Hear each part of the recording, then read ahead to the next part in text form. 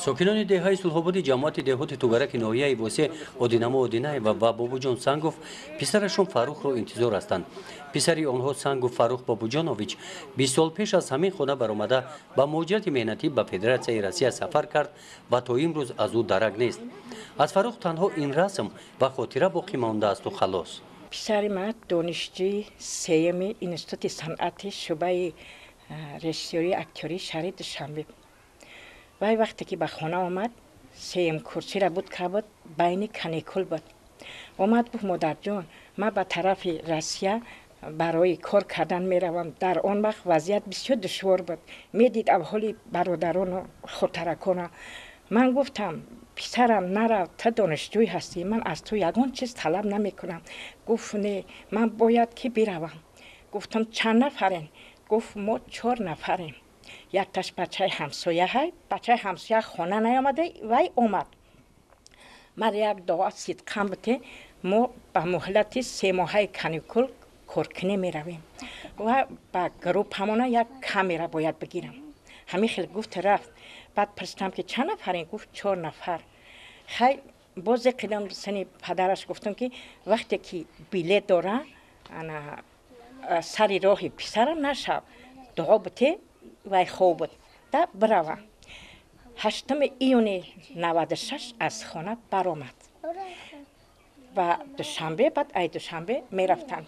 دیگر من تا امروز ندیدمش. چند جاها سراغ پی میکردم کسی که چند سال است نیست طرفای روسیه میروم سراغ پی میکنم احوال پرسی میکنم. یگون کسی میگن ندیدیمش. 20 سال شد. ای بین 20 سال گذشت تا حالا من انتظارم از خدا من.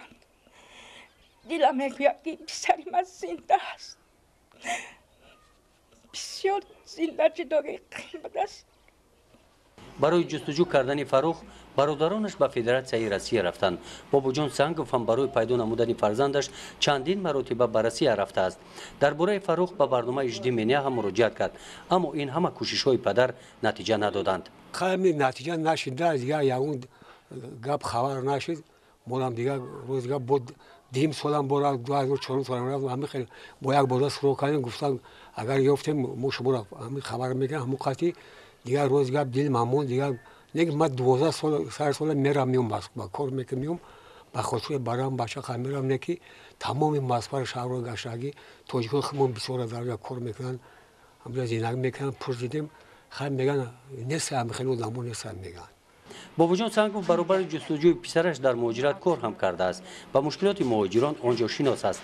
فریب بسیار من همش همین میونارامو قاضی همین گاوگام میکنن همین میونارو فارم میکنن گرفتن بر کون فرمونه موی اول داخل میتا باوش کن میتا انا بعد 2 3 مکشی 4 و 5 مجبورم یا بیسا و خبخشون بعد ببین نمیشه بعد برومادم میروان با ممکن امورا با بودا ملسا میسپرانم از اون میتا برامو چی میکردنم خیلی نکی اگه موی خیلی کلا مقالدگی نیستیم خمون روسیگا.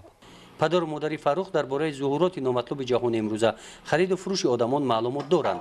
وقتی که فرزندان به مهاجرت به خارج کشور میروند آنها در تشویش میمونند. خب من با فکر ما که ممکن همه آدم رفته باشه اما مسافت همه مرکز هم نورازه ممکن قدر را گرفته بسیار وقت پاییز میرفت میومده ممکن همونجا گرفته بوده باشه بوده همون بسیار فخر باشه کی میدونه اون ما اون خدا نداره. گفتم که خیلی همین اکاتون درک نشید نرویم اینکه زندگی مجبور کرد هم زندگی هم شده میگیم و یگان جو یگان چی میگن بشنویم درباره همه یگان خبر خش یگان چیز بشنویم.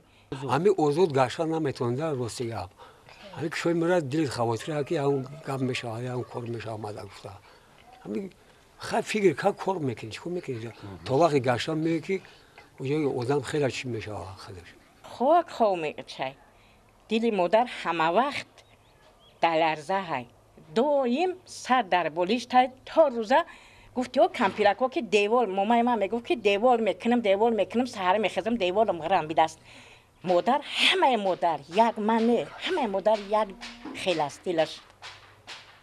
خلای دینامو پسرش فروخ رو انتظار است. از شخصانی که پسر او را دیدند یا در کجا بودنش رو میدونند احترامانه خواهش دارد که به او خبر دهند. باوری دارد که روز میرسد و فاروق به خانه برمیگردد.